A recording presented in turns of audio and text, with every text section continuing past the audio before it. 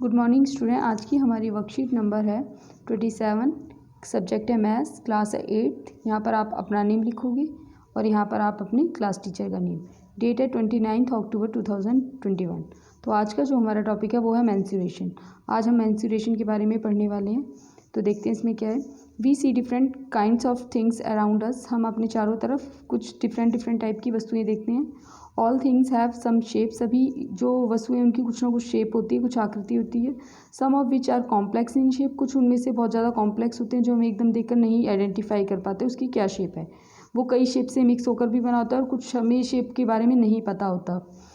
And some of them are simple. और उनमें से कुछ क्या होती है, simple. Some of which are called as geometrical figures. कुछ सिंपल होती है और उनमें से कुछ ज्योमेट्रिकल फिगर्स कहा जाता है। क्यों कहा जाता है? Because their property and shapes have been defined by us. क्योंकि ज्योमेट्री में हम वो शेप पढ़ते हैं जिनके बारे में हम पहले से ही डिफाइन कर चुके हैं, जिनकी प्रॉपर्टीज़ हमें पता हैं।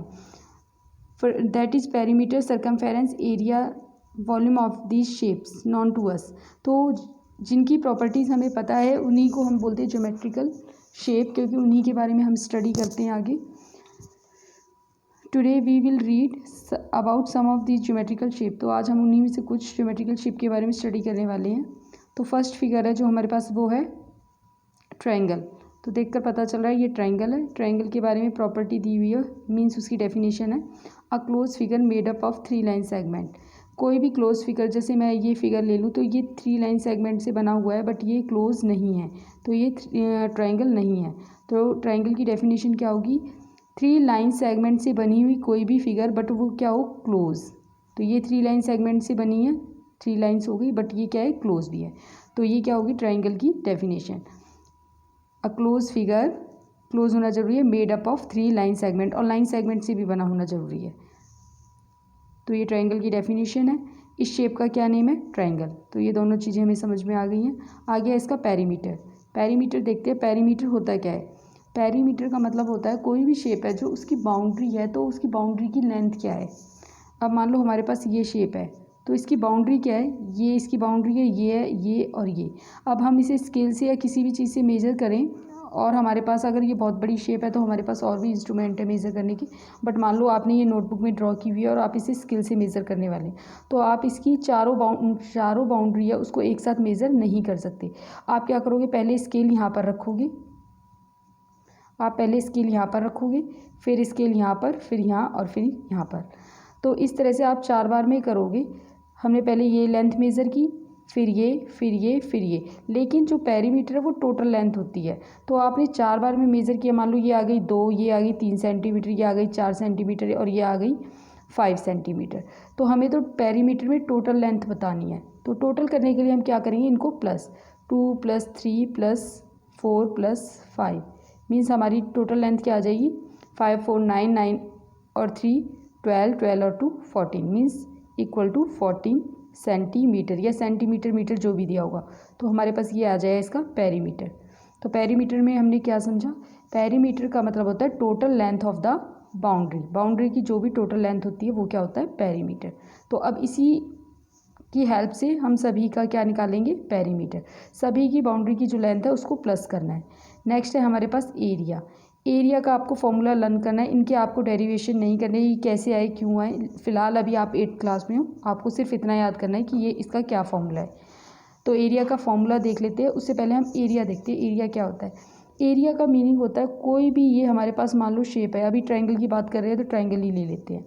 तो एरिया का मीनिंग क्या होता है, जो इसके अंदर का ये रीजन है, बाउंड्री से अंदर का रीजन, बाउंड्री से अंदर की जो भी रीजन है, जो भी क्षेत्र है, उसको हम बोलते हैं एरिया।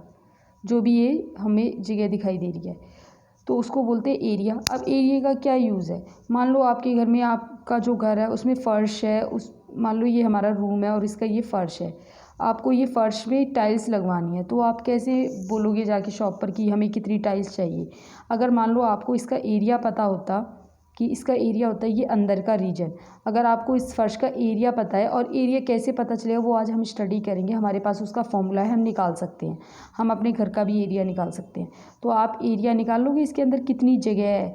फिर आपको एक टाइल का भी एरिया पता होना चाहिए, एक छोटी सी टाइल है जिसका एरिया हमें पता है, तो हम इस एरिया को इस एरिया से डिवाइड कर देंगे तो हमें पता चल जाए कितनी टाइल्स लगी, नंबर ऑफ़ टाइल्स पता चल जाए, और हम उतनी टाइल्स मार्केट से ले आएंगे, या फिर उसके आसपास के नंबर की टाइल्स की कुछ ख़राब भी हो सकती हैं। तो इस तरह से तो हमें एक मोटा मोटा आइडिया लग जाता है। हम जाकर शॉप पर ये नहीं है कि इतने हमें बॉक्स दे दीजिए, तो हमें थोड़ा आइडिया होता है, रफ़ आइडिया कि हमें इतनी टाइल्स चाहिए। तो एरिया का ये यूज़ है। या फिर आपको दीवारों पे पेंट करना है, इन सब चीज़ों के लिए भी हमें एरिया की ज़रूरत पड़ती है। तो एरिया क्या हुआ, बाउंड्री के अंदर का जो प्लेस होता है, इस सब को हम क्या कहते हैं, एरिया। तो एरिया के लिए हमें क्लोज शेप होनी चाहिए और उसके अंदर का हम एरिया निकाल सकते हैं। अब त्रिभुज का एरिया कैसे पढ़ेंगे, ट्राइंगल का एरिया। तो ये ट्राइंगल है हमारे पास ABC। ट्राइंगल में अगर तीनों साइड अलग अलग है, मीन्स ये हमारे पास एक स्केलिन ट्राइंगल है, और इसकी हमारे पास हाइट है h। हाइट बिल्कुल सीधी होती है, उसे बोलते हैं हाइट। इसे हाइट नहीं ले सकती, ये a इसकी साइड है। साइड हाइट कभी भी टेढ़ी नहीं होगी। अगर मान लो हमारे पास कोई भी इस तरह का भी ट्राइंगल है, यूँ है, और आप सोचो यही इसकी हाइट है, नहीं, हाइट बिल्कुल सीधी होगी, मीन्स जो 90 डिग्री का एंगल इस तरह से हम लेते हैं।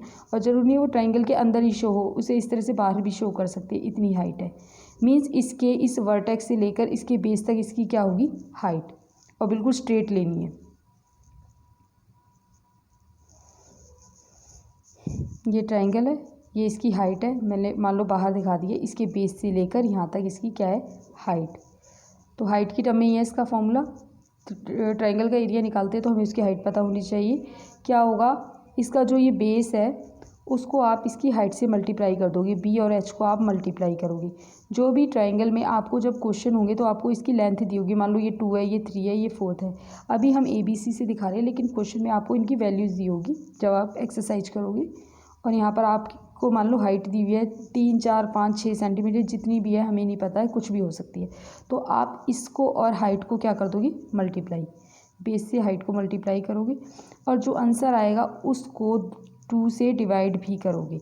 1/2 का मतलब क्या है, ये जो वैल्यू आएगी उसको 1 से मल्टीप्लाई करके जो आंसर आएगा उसको क्या करना है, 2 से डिवाइड। तो इसका फॉर्मूला क्या होगा, 1/2 मल्टीप्लाई में b मल्टीप्लाई में h। ये एक साथ लिखा हुआ है, इसका मतलब होता है जब हम x, y, z इनको एक साथ लिखते हैं तो इसके बीच में हम मल्टीप्लाई का साइन मानकर चलते हैं। तो ये क्या हो गया, 1/2 मल्टीप्लाई में बेस, ये b मतलब बेस है, ये वाली साइड आधार इसका जिस पर ये बना हुआ है, और h मतलब हाइट। तो एरिया का फॉर्मूला हो गया। और पेरीमीटर आसान है, बाउंड्री की लेंथ का टोटल करना होता है, हर एक शेप में हम इसी तरह से निकालेंगे। तो ट्राइंगल हम पढ़ चुके हैं, नेक्स्ट है हमारा स्क्वायर। यहाँ लिखा हुआ है इसका नेम। स्क्वायर हमें कैसे पता चलेगा, अगर उसकी चारों की चारों साइड इक्वल हो तो वो क्या होता है, स्क्वायर। इस तरह से कट लगा हुआ मीन्स चारों साइड इक्वल है, और नहीं तो आपको इसकी लेंथ दी होगी, मान लो यहाँ पर 4 सेंटीमीटर, ये भी 4, ये भी 4, ये भी 4। लेकिन जो स्क्वायर की बात करते हैं तो जब आप क्वेश्चन करोगे तो क्वेश्चन में वो जानबूझकर एक ही लेंथ देते हैं, और वो ऊपर मेंशन करेंगे ये स्क्वायर है। वो इसलिए देते हैं कि यहाँ पर ए लिख दिया, क्योंकि हमें पता है स्क्वायर की चारों साइड इक्वल होती है, तो हम अपने आप से भी कर सकते हैं ए। ठीक है, यहाँ पर ए से डिनोट किया गया, जो भी इसकी लेंथ होगी, चाहे वो 2 सेंटीमीटर हो चाहे 3 सेंटीमीटर हो। तो स्क्वायर की क्या होती है, चारों साइड इक्वल होती हैं, इसलिए एक साइड को डिनोट किया है ए से। इसकी डेफिनेशन देखते हैं, क्योंकि ये भी क्या एक क्लोज फिगर है, made up of 4 equal side and every angle 90 degree. Square क्या होता है, जो एक क्लोज फिगर हो। ठीक है, अभी हमने पहले भी करा था, ऐसे करके हम कोई भी 4 साइड ले ले तो ये कोई क्लोज फिगर नहीं है, 1, 2, 3, 4, बट ये क्लोज नहीं है। लेकिन क्लोज फिगर है तो वो क्या होगी, वो स्क्वायर तब भी नहीं होगी। स्क्वायर के लिए क्या कंडीशन है, उसकी जो चारों साइड है वो क्या होनी चाहिए, इक्वल। तो 4 side close figure made up of 4 के बाद क्या आएगा, इक्वल साइड। 4 साइड से बनाओ लेकिन इक्वल साइड से। अभी भी वो स्क्वायर है ऐसा ज़रूरी नहीं है, वो रोम्बस भी हो सकता है। तो इसमें क्या होना चाहिए, each angle equal to 90 degree. ये जो हम इस तरह का साइन लगाते हैं हमेशा 90 डिग्री का होता है। ऐसे लगाएंगे तो ज़रूरी नहीं है, बट ऐसे लगाएंगे तो 90 डिग्री। तो हमने इसकी डेफिनेशन देख ली है। अब इसका पेरीमीटर कैसे निकालेंगे, जब हमें पता है इसकी एक साइड की लेंथ a सेंटीमीटर है तो चारों a होंगी। अब हमें इस पेरीमीटर के लिए क्या करना है, इसकी बाउंड्री की लेंथ को प्लस करना है। बाउंड्री की लेंथ निकालनी, इसको मेज़र करोगे ये ए आएगी, फिर सेकंड भी ए आएगी, ए, तो मतलब ए प्लस ए प्लस ए प्लस ए, तो कितने ए हो गई ये 1A 2A 3A 4A, ये कैसे हो जाएगा 4A इसका टोटल। क्वेश्चंस में भी आप ऐसे करोगे, आपको वैसे तो फॉर्मूला भी याद होना चाहिए, आप चाहो तो चारों को प्लस भी कर सकते हो, और अगर आपको फॉर्मूला पता है तो फॉर्मूले से भी कर सकते हैं। मान लो ये 2 सेंटीमीटर है, तो आप चाहो तो 4 टाइम्स ऑफ ए की वैल्यू यहाँ पर क्या चल रही है, ए इक्वल टू 2, जो हमने यहाँ पर ए देखा था, ए किसके बराबर है 2 के बराबर, तो फॉर्मूला हमारे पास क्या था 4A, ए की जगह जो भी दिया होगा वो वैल्यू रखनी है, ए का मतलब है उसकी साइड, स्क्वायर की आपको साइड की लेंथ क्या दी हुई है, क्वेश्चन में हमेशा ये ABC नहीं चलेंगे, इनकी जगह वैल्यूज़ आ जाएंगी, इसकी वैल्यू है 2, ठीक है। और अभी अभी आपको बताया था जिनके बीच में कोई भी साइन नहीं होता, हम क्या साइन माना जाता है, मल्टीप्लिकेशन, तो 4 को ए से मल्टीप्लाई करना है, ए की वैल्यू कितनी है हम यहाँ लिख देंगे ए इक्वल टू 2 सेंटीमीटर, सेंटीमीटर या मीटर जो भी क्वेश्चन में दिया होगा, ठीक है। तो ए की जगह 2 आ जाए, बीच में कौन सा साइन लगेगा, मल्टीप्लाई का, तो 4 2 ज़ा 8, आंसर आ जाएगा आपका 8 सेंटीमीटर। और अगर आपको फॉर्मूला याद नहीं है तो आपको पेरीमीटर का मीनिंग तो पता है, तो पेरीमीटर के मीनिंग से भी आप क्वेश्चन कर सकते हो। पेरीमीटर का मीनिंग क्या था, चारों की साइड, जो चारों इसकी साइड है उसका टोटल, पेरीमीटर में टोटल लेंथ निकालते 2 + 2 + 2 + 2, तो अभी अभी हमने देखा 2 4 6 और 8 सेंटीमीटर, फॉर्मूले से भी यही आंसर आया था और ऐसे भी यही आंसर आया, तो आप कर लोगे। तो स्क्वायर का क्या फॉर्मूला आया पेरीमीटर का, 4 टाइम्स ऑफ ए का 4 गुना, ए को 4 बार प्लस कर लो या ए को 4 से गुना कर दो, बात एक ही है।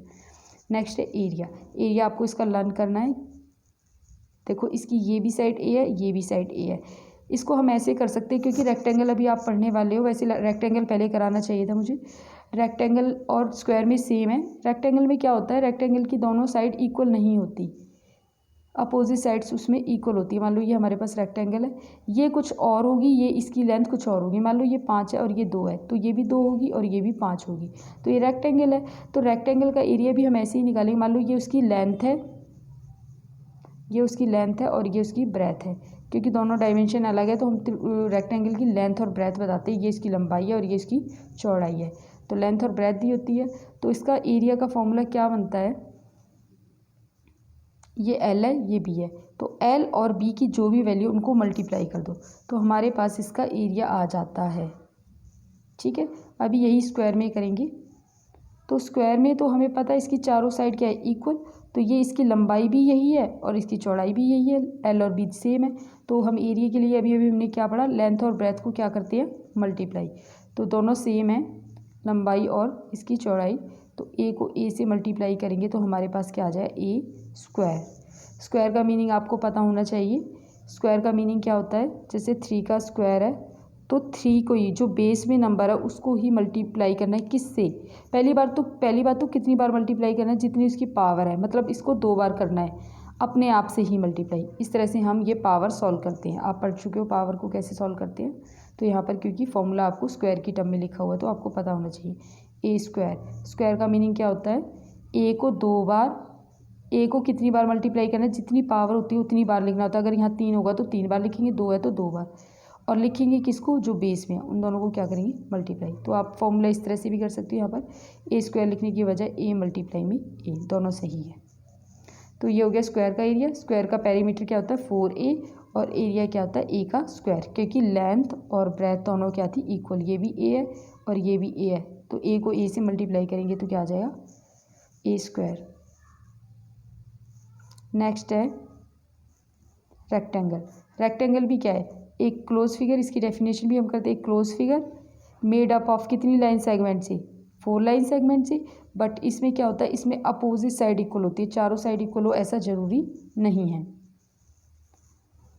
A close figure made up of equal opposite side and every angle 90 degree.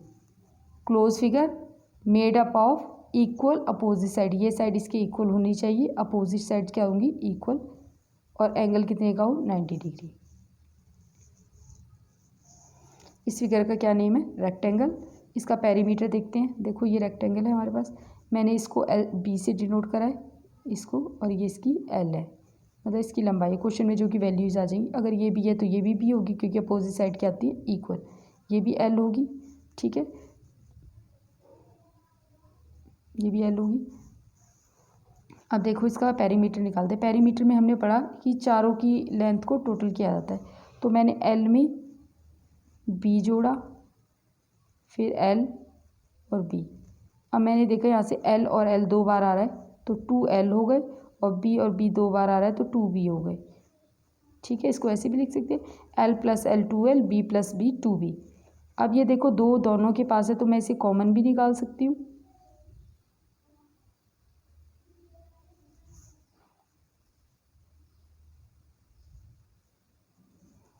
अगर आप कॉमन निकालना सीख चुके हो तो जो दोनों के पास होता है उसको हम बाहर कॉमन निकाल सकते हैं। 2 दोनों के पास है, कॉमन ले लिया, यहाँ आ जाएगी ब्रैकेट में बचेगा L क्योंकि 2 बाहर आ चुका है, प्लस में ये भी 2 बाहर आ चुका है तो क्या बचेगा B।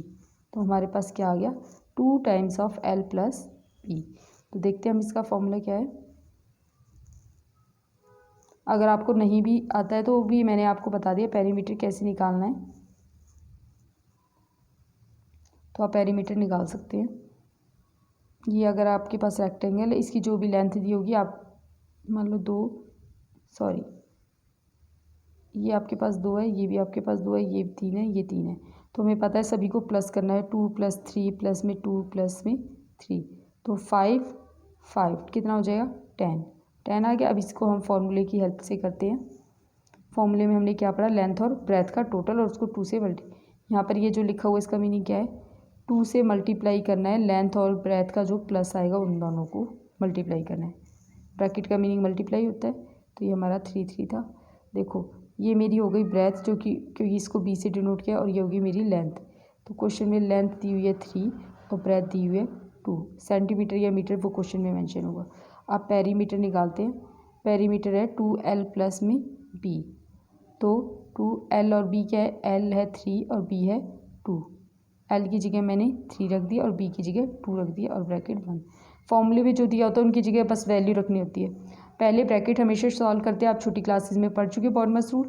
3 और 2 को जोड़ेंगे तो क्या आएगा 5, तो 2 ब्रैकेट में आ जाएगा 5। अब ब्रैकेट का मीनिंग होता है मल्टीप्लाई, 5 को 2 से करेंगे 10, और डायरेक्ट भी निकाला था तो क्या आ रहा था आंसर 10, लेकिन हम फॉर्मूले की हेल्प से करेंगे। फॉर्मूले की हेल्प से हमारे क्वेश्चन देखो। अब हमारे पास रेक्टेंगल का हमने पेरीमीटर पढ़ लिया 2 टाइम्स ऑफ L + में B, और इसका एरिया क्या होगा, जैसे हमने स्क्वायर का एरिया किया था वैसे ही रेक्टेंगल का एरिया। स्क्वायर में हमने क्या किया था, A और A इन दोनों को मल्टीप्लाई कर दोगे, मतलब इसकी ब्रेथ भी A है और लेंथ भी A है, और L और B को मल्टीप्लाई करते हैं तो हमारा A मल्टीप्लाई में A आ गया था। रेक्टेंगल में ये दोनों चीज़ें अलग अलग होंगी क्योंकि रेक्टेंगल है वो अपोजिट साइड्स आर इक्वल। ये मेरी हो गई रेक्टेंगल, और ये है मेरी ब्रेथ, और ये है इसकी लेंथ रेक्टेंगल की। तो इन दोनों को मल्टीप्लाई करेंगे तो क्या आ जाएगी L × में B, ये इसका आ जाएगा एरिया। स्क्वायर में A, यहाँ पर भी A था, यहाँ पर भी A था, तो A × में A स्क्वायर आया था क्योंकि दोनों इक्वल थे। इसमें आ जाएगा L × में B, तो ये इसका आ जाएगा एरिया। जो वैल्यू देगी उनको क्या करना है मल्टीप्लाई। नेक्स्ट है हमारा पैरेललोग्राम। नेक्स्ट है हमारा पैरेललोग्राम। पैरेललोग्राम में क्या होगा, अपोजिट साइड्स क्या होती है पैरेलल, वो एक क्लोज फिगर होनी चाहिए। पैरेललोग्राम की डेफिनेशन बहुत आसान है, क्लोज फिगर तो होगी।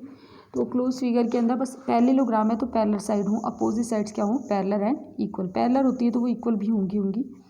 तो ये अगर पैरेलल साइड्स लिए मैंने, इसकी अपोजिट साइड पैरेलल, एंगल कितने डिग्री का है 90 90 ये मैटर नहीं करता, अपोजिट साइड्स बस पैरेलल होनी चाहिए।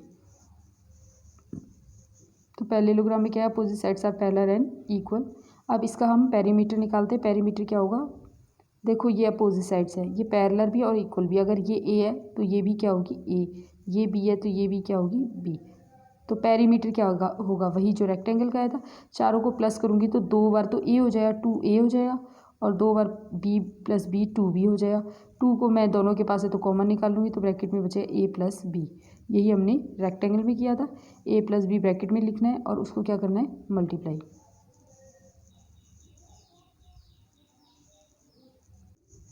ठीक है, तो 2 टाइम्स ऑफ A + B।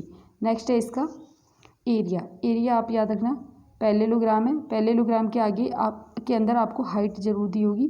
तो हाइट जो भी आपको दी हुई है, हाइट क्या होती है मैंने आपको बताया था, बिल्कुल सीधी लेते हैं परपेंडिकुलर। ये इसकी हाइट नहीं है, ये इसकी साइड है। अगर आप अपनी भी हाइट निकालते हो तो आप टेढ़े खड़े नहीं होते हो, आप बिल्कुल सीधे खड़े होते हो, तब आपकी हाइट निकाली जाती है। तो वैसे ही पैरेललोग्राम की भी हाइट कैसे लेंगे, उसकी बेस से लेकर उसकी जो वर्टिसेस है उस तक उसकी हाइट क्या होगी। ये पैरेललोग्राम है तो ये कितना लंबा है, तो यहाँ से लेकर यहाँ तक बिल्कुल सीधा लेना है, ये इसकी हाइट होगी। ठीक है, तो हाइट दी हुई है इसकी एच से डिनोट की गई है। तो आपको क्या करना है, सिंपल सा फॉर्मूला है, हाइट और आपको बेस, इसका बी बेस है और क्या है ए इसकी साइड है और ये इसकी हाइट है। तो बी को एच से मल्टीप्लाई कर दो, इसका एरिया आ जाएगा। पैरेललोग्राम क्या होता है, बी मल्टीप्लाई में एच। नेक्स्ट है रोम्बस। रोम्बस क्या होता है, जिसकी चारों साइड इक्वल है। तो स्क्वायर में भी इक्वल थी, पैरेललोग्राम को हम रेक्टेंगल से लिंक करते हैं, रोम्बस को हम स्क्वायर से लिंक करते हैं। याद करने का तरीका होता है, स्क्वायर की भी चारों साइड इक्वल होती है, बस स्क्वायर में क्या होता है उसके अंदर 90 डिग्री का एंगल होता है। रोम्बस में ऐसा नहीं है, रोम्बस की भी चारों साइड इक्वल है, एंगल कितने का भी हो सकता है। पैरेललोग्राम में क्या था, opposite side equal and parallel होती है, जो कि रेक्टेंगल में भी अपोजिट साइड्स पैरेलल भी होती है और इक्वल भी होती है। बट रेक्टेंगल में 90 डिग्री का एंगल होता है, 90 डिग्री के सारे एंगल होते हैं, लेकिन पैरेललोग्राम में ऐसा जरूरी नहीं है। तो रोम्बस और स्क्वायर की फोर साइड इक्वल, पैरेललोग्राम और रेक्टेंगल की। तो रोम्बस में क्या होगा, four side equal and diagonal are perpendicular bisector. ये जो हम डायगोनल के बारे में पढ़ रहे हैं ये स्क्वायर में भी सेम ही होता है, इनकी प्रॉपर्टी मोस्टली सेम होती है, बस 90 डिग्री एंगल को छोड़कर। और हाँ, और उसमें डायगोनल इक्वल भी होते हैं, इसमें डायगोनल इक्वल होना ऐसा ज़रूरी नहीं है, बट ये हमारे सिलेबस में फ़िलहाल नहीं है अभी।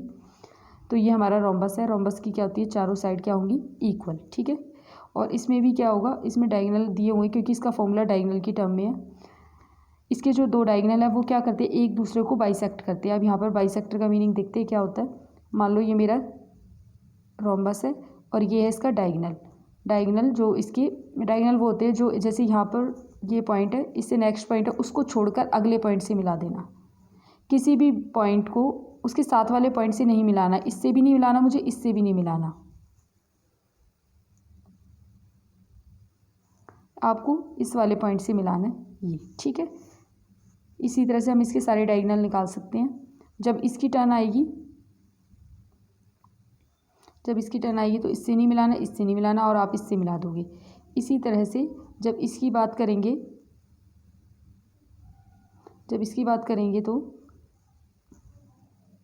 तो इससे नहीं मिलाओगे और इससे नहीं मिलाओगे, आप इससे मिला दोगे, तो इसके डायगोनल होते हैं। डायगोनल के बारे में आप पहले भी पढ़ चुके हो।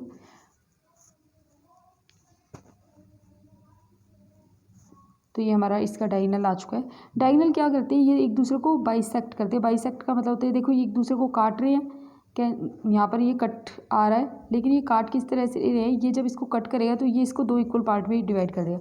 मान लो ये हमारा 4 सेंटीमीटर है, तो 2 यहाँ जो है 2 सेंटीमीटर यहाँ, और ये वाला इस वाले को इक्वल पार्ट में कट करेगा। मान लो ये हमारा टोटल ही 2 सेंटीमीटर, तो 1 सेंटीमीटर यहाँ, 1 सेंटीमीटर यहाँ, तो ये एक दूसरे को बाइसेक्ट करते हैं। बाइसेक्ट का मीनिंग होता है 2 इक्वल पार्ट में कट करना। ये रोम्बस के अंदर होता है और स्क्वायर में होता है, पैरेललोग्राम रेक्टेंगल में ऐसा नहीं होता। और क्या होगा, और परपेंडिकुलर। और जब ये एक दूसरे को कट करेंगे तो यहाँ पर 90 डिग्री का एंगल बनाएंगे।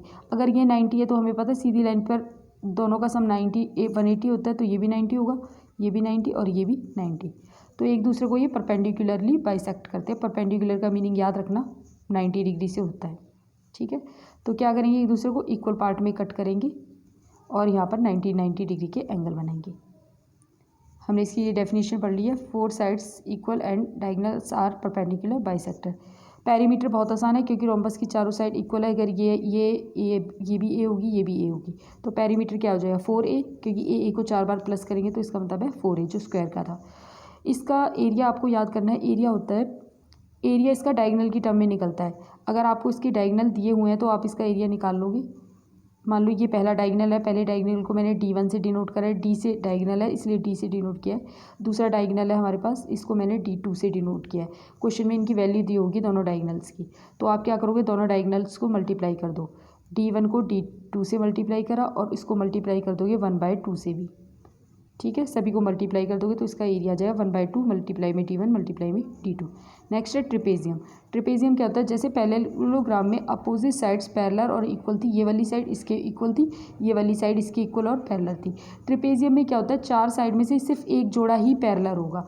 जैसे मान लो ये है मेरे पास, ये पहले ट्रिपेजियम है, इसमें देखो ये वाली साइड तो इसकी पैरेलल है, ये कभी भी आपस में नहीं मिलेगी कितना भी इन्हें एक्सटेंड कर दो, बट ये पैरेलल नहीं है, इनको एक्सटेंड करेंगे तो ये इस तरह से मिल जाएगी।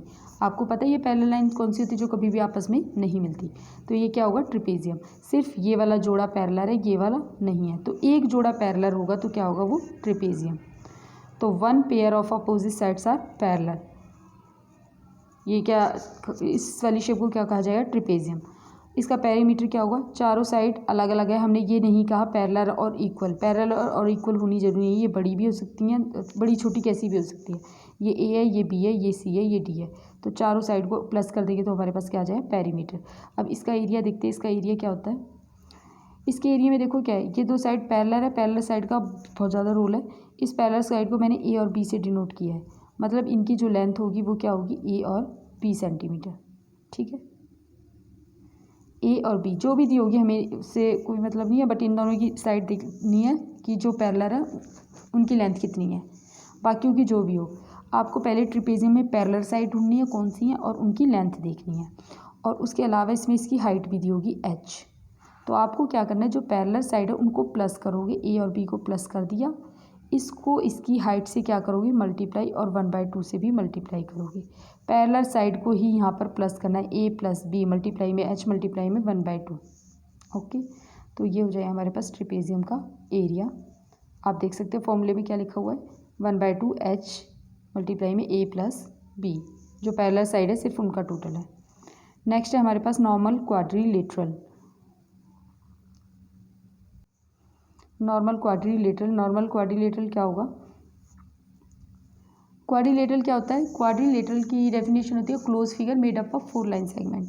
अब तक हमने जितनी भी क्लोज फिगर की उनके बारे में कुछ ना कुछ कंडीशन थी, या तो 4 साइड इक्वल होंगी या अपोजिट साइड इक्वल होंगी, इस तरह से कंडीशन थी। लेकिन जब कोई भी कंडीशन ना हो, सिर्फ एक क्लोज फिगर हो जो 4 लाइन सेगमेंट से कैसी भी बनी हुई है, उसको कहते हैं क्वाड्रिलेटरल। जरूरी नहीं है ये पैरेलल भी हों, देखो ये इनमें से कोई भी साइड पैरेलल नहीं है, तो ये क्या है, quadrilateral. A close figure made up of 4 line segment, इसको बोलते हैं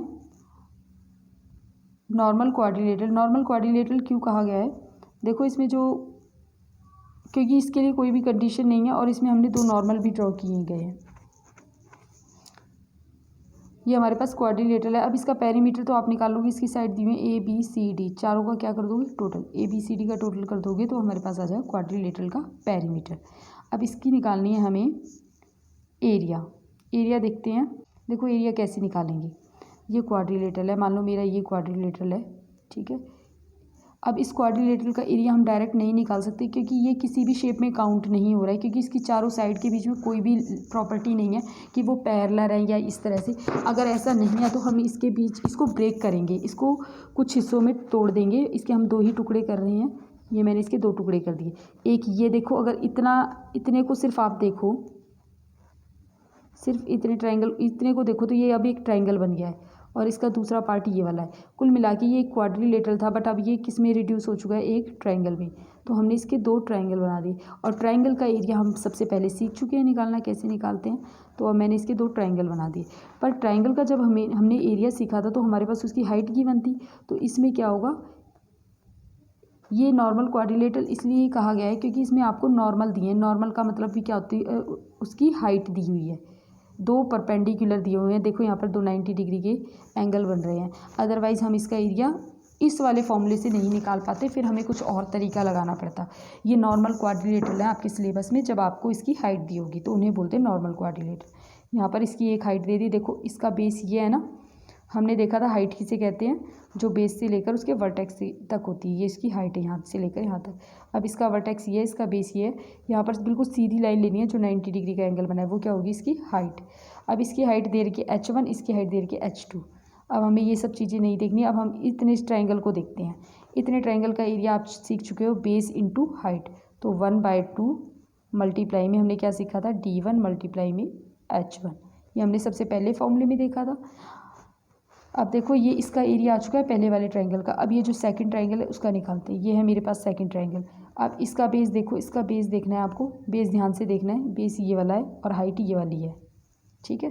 तो बेस क्या आ जाएगा, 1/2 मल्टीप्लाई में बेस है मेरे पास D1 और हाइट है इस वाले की H2, तो ये आ जाएगा इसका एरिया। लेकिन ये मैंने क्या निकाला है, ये फर्स्ट ट्रायंगल का एरिया निकाला है, सेकंड का निकाला है। तो हमें तो टोटल एरिया चाहिए, पूरे क्वाड्रिलेटरल का चाहिए। तो पहले का जो आया था और जो दूसरे का आया था, दोनों को क्या कर देंगे, प्लस। तो इस तरह से ये क्वेश्चन 3 स्टेप में होगा। पहले ट्रायंगल का निकालना है, इस वाले का, फिर दूसरे का निकालना है, फिर पहले का जो एरिया है उसमें दूसरे का क्या कर देना है, प्लस कर देना है। तो इस तरह से आपका एरिया आ जाएगा। ये जो फॉर्मूला लिखा है ये इसी को थोड़ा सा और भी ज़्यादा सिंप्लीफाई करके लिखा हुआ है। देखते हैं कैसे लिखा है। देखो, फर्स्ट ट्रायंगल का एरिया आया था 1/2 D1, ये बेस है और ये हाइट है H1। दूसरे का आया 1/2 D1 मल्टीप्लाई में ये वाली हाइट है H2। ठीक है, जब इनको प्लस, इन दोनों को फिर क्या करना है, प्लस। ये फर्स्ट ट्रायंगल का एरिया, ये सेकंड ट्रायंगल का एरिया है। तो अब क्या करेंगे, 1/2 दोनों के पास है, D1 भी दोनों के पास है। तो आपको बताया था जो दोनों के पास होता है वो कॉमन निकाल लेते। तो 1/2 और मल्टीप्लाई में, मल्टीप्लाई लगाने की ज़रूरत नहीं है, क्योंकि जब हम XYZ इस तरह से अल्फ़ाबेट में लिखते हैं तो हमें पता है अगर दो चीज़ों को हम एक साथ लिखते हैं तो इनके बीच में क्या साइन माना जाता है, मल्टीप्लाई का। तो लगाने की ज़रूरत नहीं है। मैंने 1/2 और D1 क्या ले लिया है, कॉमन, क्योंकि ये दोनों के पास है। आप देख सकते हो यहाँ पर 1/2 D1 1/2 D1 और बीच में प्लस का साइन। तो मैंने यहाँ पर ब्रैकेट लगा दी है। क्या बच गया, इसके पास H1 बच गया और इसके पास H2 और बीच में क्या है, प्लस का साइन। तो देख सकते हो आप, यही फॉर्मूला लिखा हो 1/2 D1 H1 प्लस H2, ये हमारा फॉर्मूला आ जाएगा। अगर आपको फॉर्मूला ऐसे ये नहीं याद हो रहा है तो जैसे आपको सिखाया है 3 स्टेप में आप क्वेश्चन कर सकते हो। पहले ट्रायंगल का एरिया निकाल लो, दूसरे ट्रायंगल का एरिया निकाल लो और फिर दोनों को प्लस कर दो। आपको इस फॉर्मूले की इस तरह से ज़रूरत नहीं पड़ेगी। आप ऐसे लिखोगे 1/2 D1 मल्टीप्लाई में H1, फिर 1/2 D1 मल्टीप्लाई में H2 और दोनों को क्या कर दोगे, प्लस। ये आ जाएगा आपका नॉर्मल क्वाड्रिलेटरल का एरिया और पेरीमीटर। नेक्स्ट है हमारा सर्कल। सर्कल बहुत ज़्यादा इंपॉर्टेंट है। सर्कल के अंदर हमेशा आपको क्या दी होगी, रेडियस। ये हो जाएगी रेडियस R। ठीक है, तो रेडियस की टर्म में ही इसका एरिया है। इसके लिए आपको पाई पता होना चाहिए। पाई के बारे में आप आगे पढ़ोगे, लेकिन पाई की वैल्यू आपको पता होनी चाहिए। अगर हम इसकी वैल्यू फ्रैक्शन में लेते हैं तो 22/7 होती है। ये एक कांस्टेंट है, ये आपको वैल्यू याद होनी चाहिए, आपसे पूछी जा सकती है। और अगर आप इसकी वैल्यू डेसिमल में लेते हो तो ये क्या होगी, 3.14। ये आपको वैल्यू याद करनी है। पाई की वैल्यू हमेशा इतनी ही रहेगी। क्वेश्चन में अगर 3.14 यूज़ करनी है तो वो यूज़ करोगे, अदरवाइज 22/7। तो इसकी डेफिनेशन क्या है, set of all point located at the same distance from a fixed point. वो सभी पॉइंट जो ये इसका सेंटर है उससे क्या हो, सेम डिस्टेंस पे हो।